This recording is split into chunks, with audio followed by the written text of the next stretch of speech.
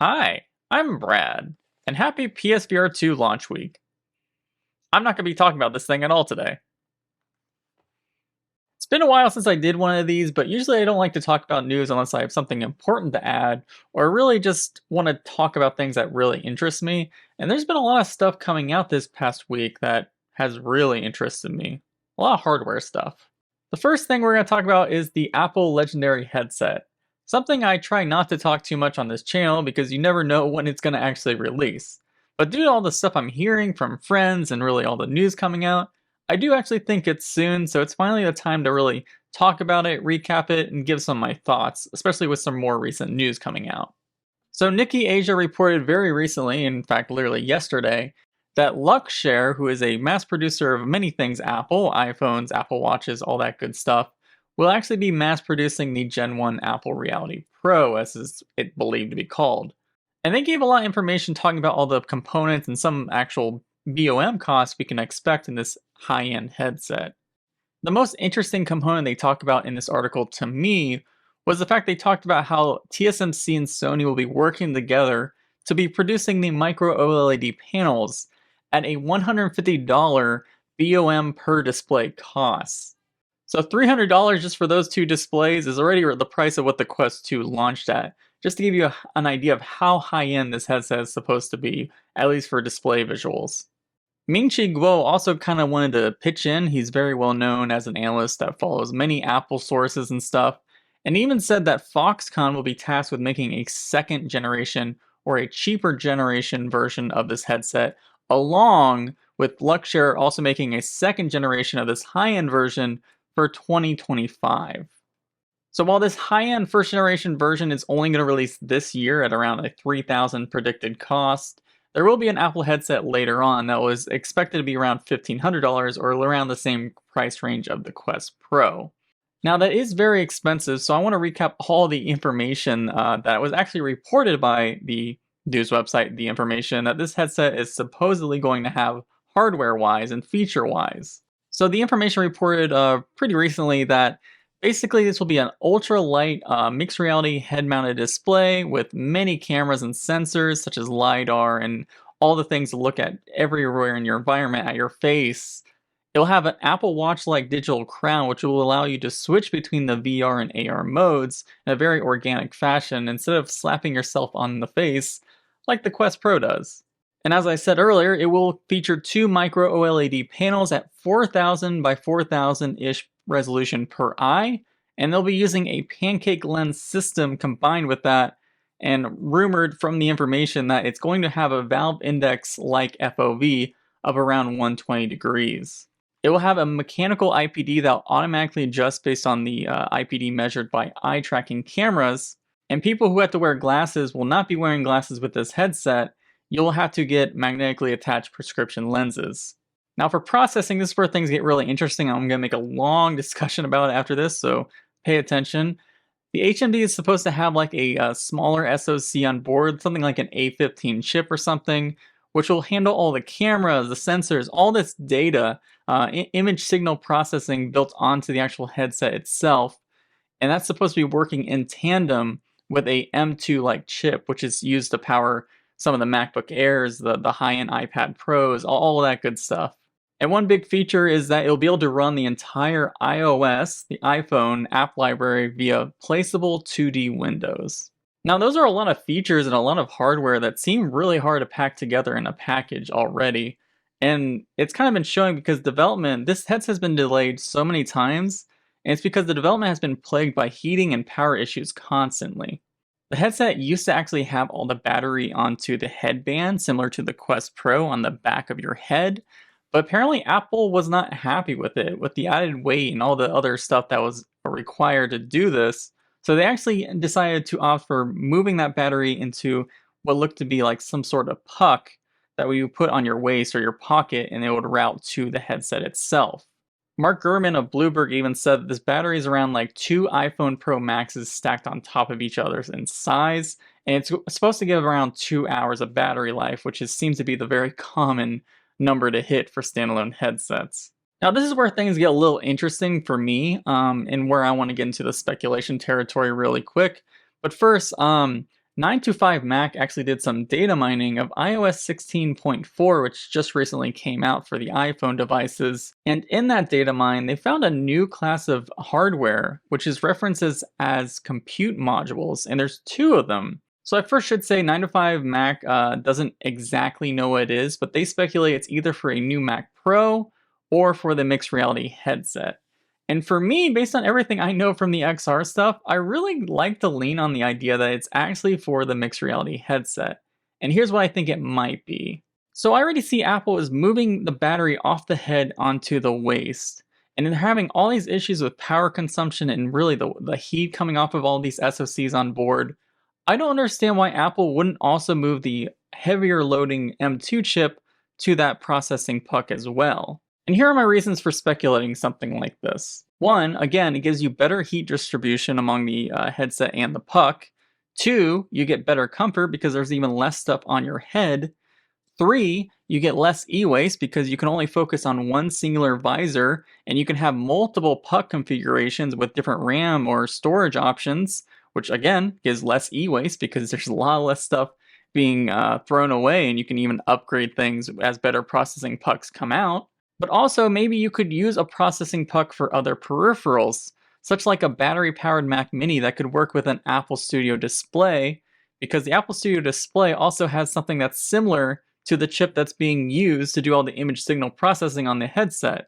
So while the Apple Studio display does a lot of stuff like spatial audio and camera management of that basic display, if you can work in tandem with an M2 chip and a battery-powered system, things get a lot more interesting in what you can do with a product that you have to sell anyway. And again, this speculation comes from the fact that maybe I've talked about this before. I've been doing a lot of speculations for almost a couple years now. And the fact that Valve's Deckard headset seems to have an ARM chip inside, the actual HMD, but Valve has been really big on this idea of turning the Steam Deck into a VR-powered headset. And it never really made sense how they were going to be able to do this effectively until I came up with the idea with some other friends and data miners that they're probably doing what is called a split rendering idea, where again, they take something similar to the Steam Deck APU and they pair that with the ARM chip that does all the processing on the HMD and make it work together. And that concept is already actually happening now in products. The Magic Leap 2, I never thought I would be using this as an example for the future, but the Magic Leap 2 actually does this already.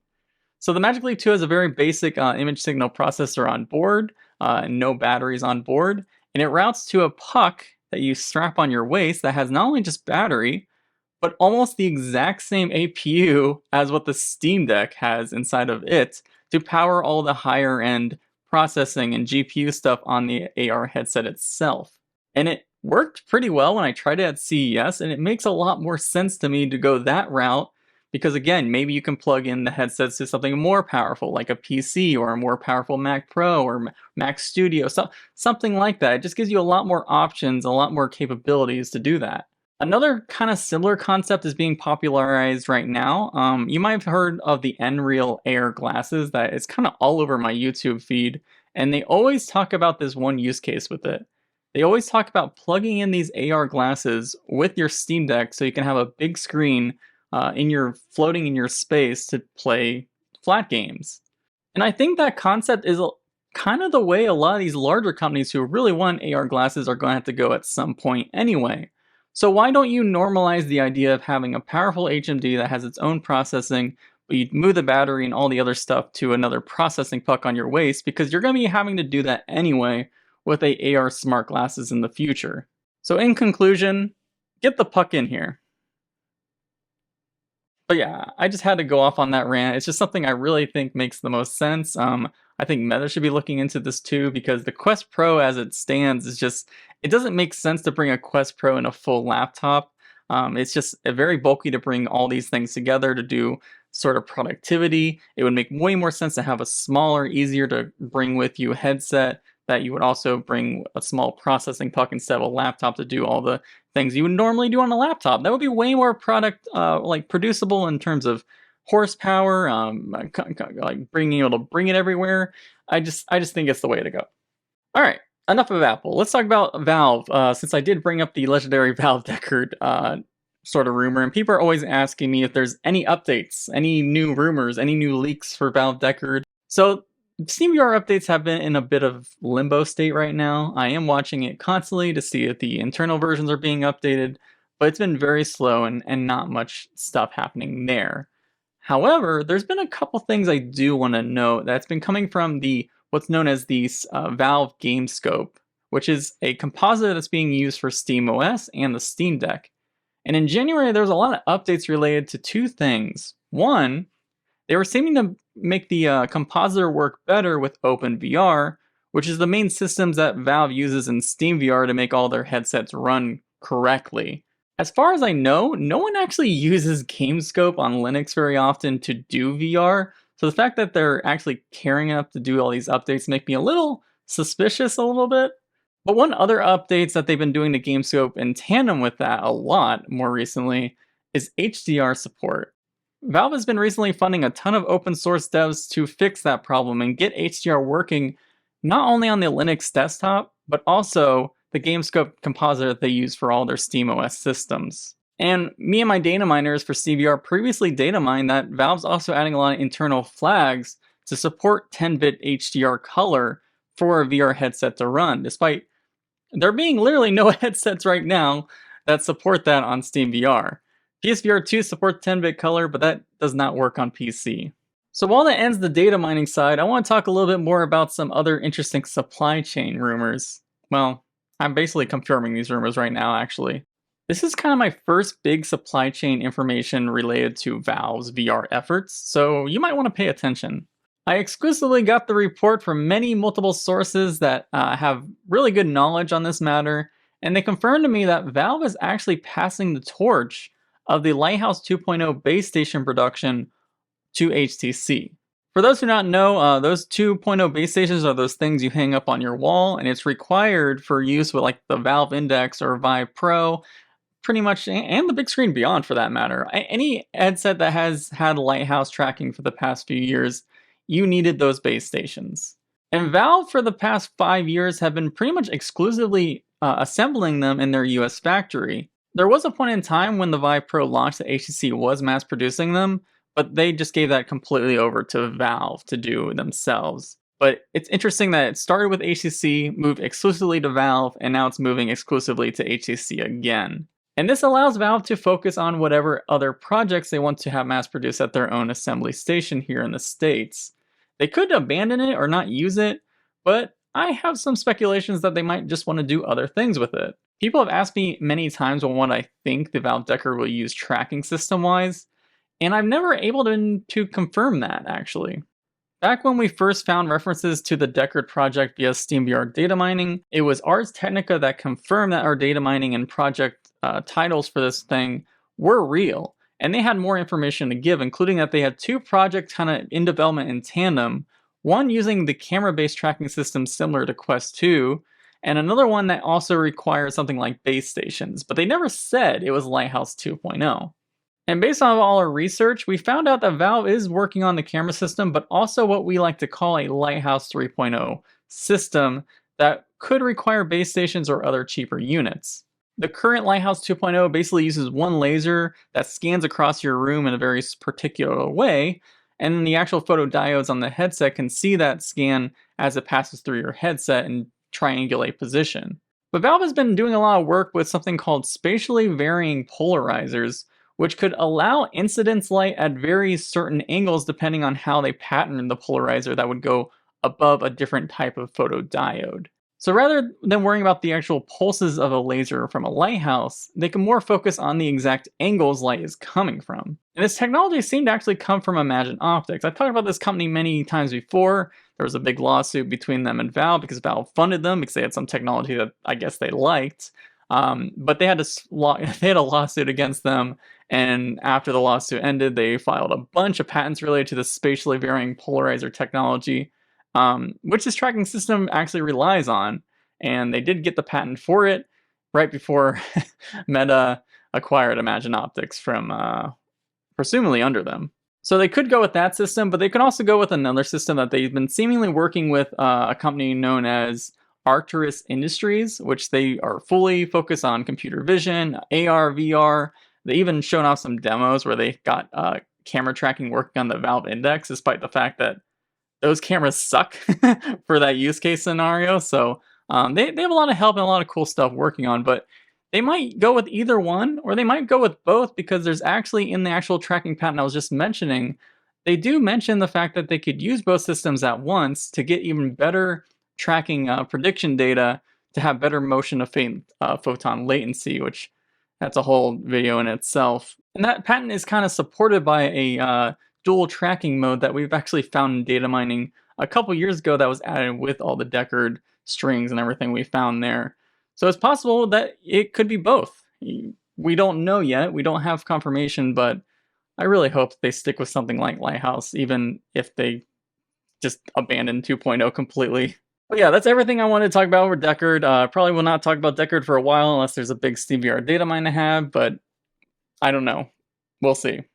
So we talked about Apple, we talked about Valve, let's talk about the next company, which is Samsung Electronics. So it's been confirmed already that an XR R&D team was created within the mobile experience division, mainly to catch up or compete with the upcoming Apple MR device. Because Samsung always loves being something, as long as Apple's doing something. So SBS Biz, who is a Korean media, reported that working level staff actually recently did a bunch of cooperation business meetings with Samsung Display and other panel makers such as China's BOE and Sia Technology, who were discussing developing their own XR product, more specifically a VR type like product. And those discussions are pretty serious because an industry insider said that those discussions were purely about giving Samsung samples of panels for XR devices with the goal of mass production in June. It's pretty soon. Earlier this month, Samsung even announced that they were working on something XR because they announced some partnerships with Qualcomm for SoC and component design, as well as Google, who will handle the OS side of things. It's really funny because I've been told by many sources I have in the industry that the XR2 Generation 2 chip by Qualcomm coming later this year was probably going to spur a lot of interest from competitors to either enter or re-enter this sort of market. Not only just that chip coming out, but a lot of technology such as the mass production of pancake lenses and the mass production of micro OLED was also going to spur that market as well. And considering that these meetings I was just talking about that Samsung are having with display companies are purely for micro OLEDs, because Sia Technology, that's all they make, for example, is micro LEDs. I think that obvious long-awaited introduction to all these better hardware and competitors is right on the horizon, even if it might be at the more expensive tier. I also have another exclusive report I'm happy to talk about here from my own sources that have very good knowledge on the matter with the Samsung Electronics MX team, that apparently Qualcomm is really trying to push on their Orion CPU or cores onto the team to use for their XR headset. Now, if you don't know what the Orion thing is, you might remember that a couple years ago, Qualcomm acquired a company called Nuvia, and they were tasked with making sort of an M1 or M2 competing chip against Apple. And it seems that Qualcomm's at the point where they've been announcing that this Orion Nuvia chip will start releasing in 2023 this year, and they want Samsung to use it in some way. This would be very valuable for Samsung because, of course, if they were wanting to compete with Apple's high-end headset, they need the same processing power that Apple is doing. They can't rely on what the Quest Pro is doing by using a very, very mobile chip just to drive everything. So I wonder if Samsung would also do sort of a processing puck with an XR2 in the headset and this Nuvia chip and a processing puck on the waist. But yeah, I'm happy to see what Samsung's doing. Samsung Display has been funding a lot of their own fabs to build micro OLED especially. So good times. Good times. Finally, it's kind of impossible to ever talk about VR without talking about this company. So I'm going to talk about Meta. Some bad news? The Verge today reported that more layoffs are actually coming in March for the company, and that is in addition to the 11,000 that already happened recently. These layoffs will actually affect the Reality Labs teams. They also removed 2 Meta hardware prototypes from their roadmap. The more notable one was Cardiff, which was reported, and I was really close to finding out more information about this one, that was supposed to come out next year in 2024, And it's been speculated by many people that it was going to be sort of a mid-tier option between the most consumer-facing Quest 3 and then the prosumer Quest Pro. But that's completely gone, canceled. They don't want to split up their user base, which kind of makes sense because you're firing a lot of people. You're trying to focus on these very simplified things. It really never made sense to me that there was going to be another consumer-facing Quest headset a year after Quest 3 anyway. They also canceled another project called Hermosa, which honestly I've never heard of that, so sorry. One final thing The Verge reported is that Meta will be doing an internal multi-day summit of Reality Labs executives that will take place next week, where roadmaps will be presented and meetings such as Must Go Faster, that's the title of it, Must Go Faster, some sort of Sonic the Hedgehog reference, will be made. So, those meetings don't sound fun to me. But yeah, Meta's in disarray. Some companies are about to hop in. It's a wild time to be in this industry right now. PSVR 2 coming out. Hardware is doing some weird things, some good things. You know, it's fun. It's fun. It's fun. It's wild. It's wild. And I'm wild too. I hope you enjoyed this video. I hope you would love to support stuff like this by going to bradsmells.com/Patreon so I can continue doing this. Yeah. See you next time. Bye.